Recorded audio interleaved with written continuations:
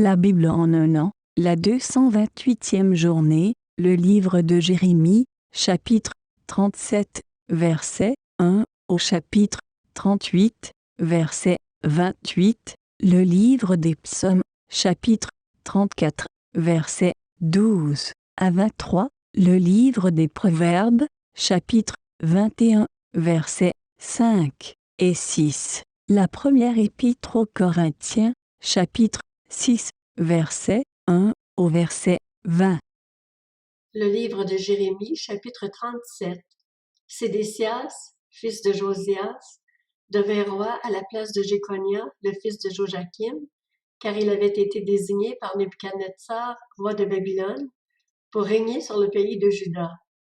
Ni lui, ni ses serviteurs, ni la population du pays ne tinrent compte des paroles que l'Éternel avait dites par l'intermédiaire du prophète Jérémie.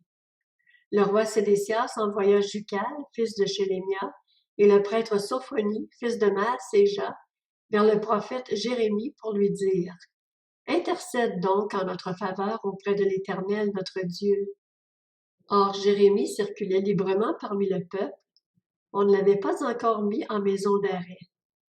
L'armée du Pharaon était sortie d'Égypte, et à cette nouvelle, les Babyloniens qui faisaient le siège de Jérusalem en repartirent. Alors la parole de l'Éternel fut adressée au prophète Jérémie. « Voici ce que dit l'Éternel, le Dieu d'Israël. Vous annoncerez au roi de Juda qui vous a envoyé vers moi pour me consulter. L'armée du Pharaon, qui était en marche pour vous porter secours, est en train de retourner dans son pays en Égypte. Les Babyloniens vont revenir attaquer cette ville. Ils s'en empareront et y mettront le feu. Voici ce que dit l'Éternel. Ne vous bercez pas d'illusions en affirmant: c'est sûr, les Babyloniens partent loin de nous, car ils ne partiront pas. Même si vous parveniez à battre toute l'armée babylonienne en guerre contre vous, au point qu'il ne reste chez elle que des hommes blessés, chacun d'eux se relèverait dans sa tente et irait mettre le feu à cette ville. Pendant que l'armée babylonienne s'était éloignée de Jérusalem, à cause de l'armée du Pharaon, Jérémie voulut sortir de Jérusalem et se rendre dans le pays de Benjamin pour recevoir la part qui lui revenait parmi le peuple.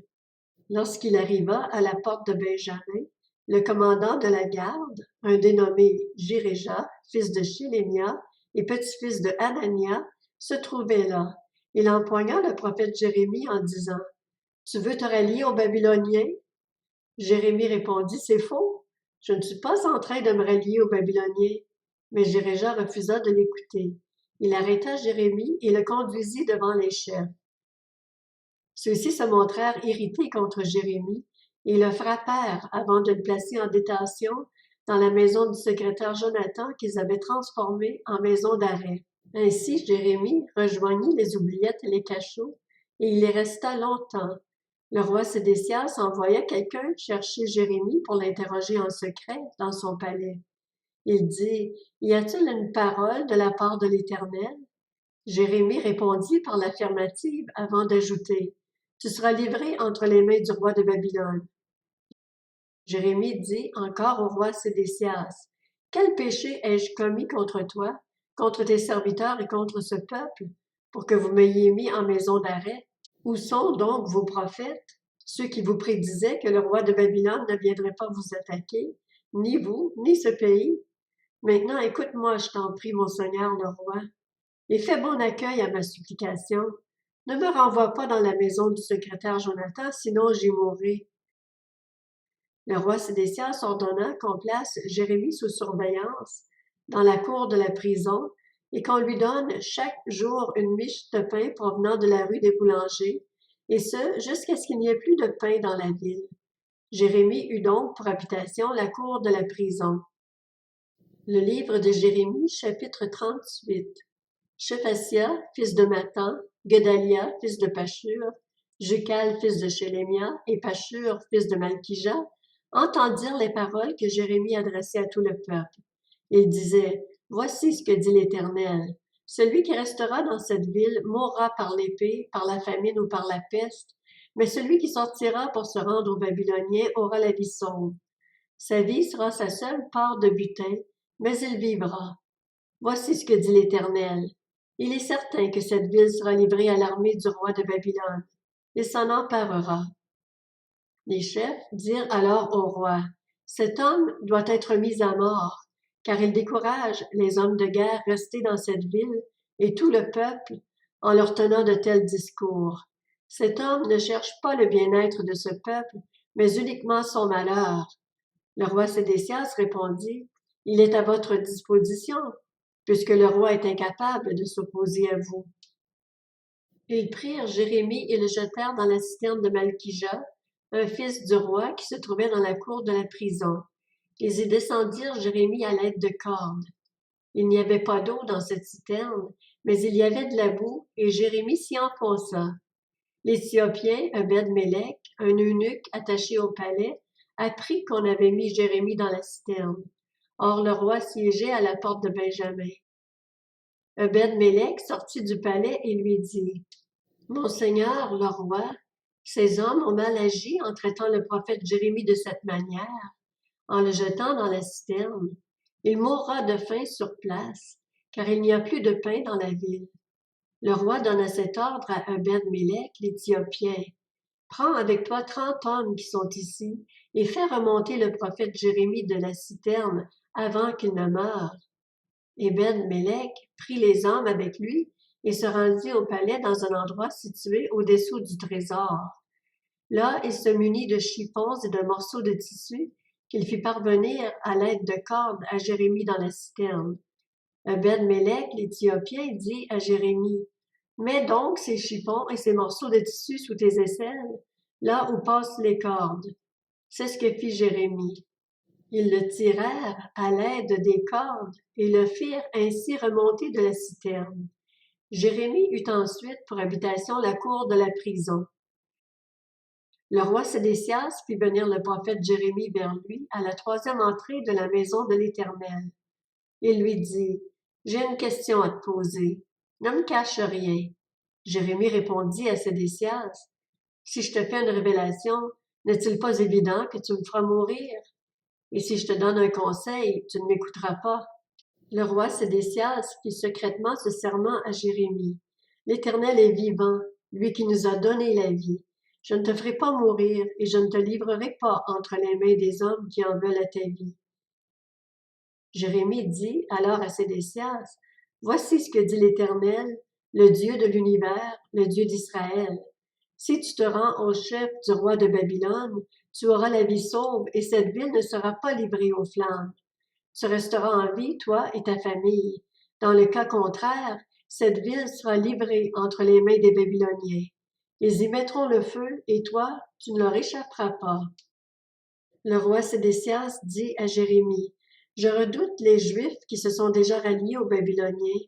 Je ne voudrais pas qu'on me livre entre leurs mains et qu'ils me fassent subir leur mauvais traitement. » Jérémie répondit, « On ne te livrera pas à eux. Je t'en prie, prête attention à la voix de l'Éternel dans ce que je te dis. Tout se passera bien pour toi et tu auras la vie sauve. En revanche, si tu refuses de te rendre, voici ce que l'Éternel m'a révélé. Toutes les femmes restées dans la maison du roi de Juda seront amenées au chef du roi de Babylone, et elles diront, « Tes amis t'ont manipulé et dominé. Une fois que tu as eu les pieds enfoncés dans la boue, eux se sont écartés. On amènera toutes tes femmes et tes enfants aux Babyloniens, et toi, tu ne leur échapperas pas. Tu seras capturé par le roi de Babylone.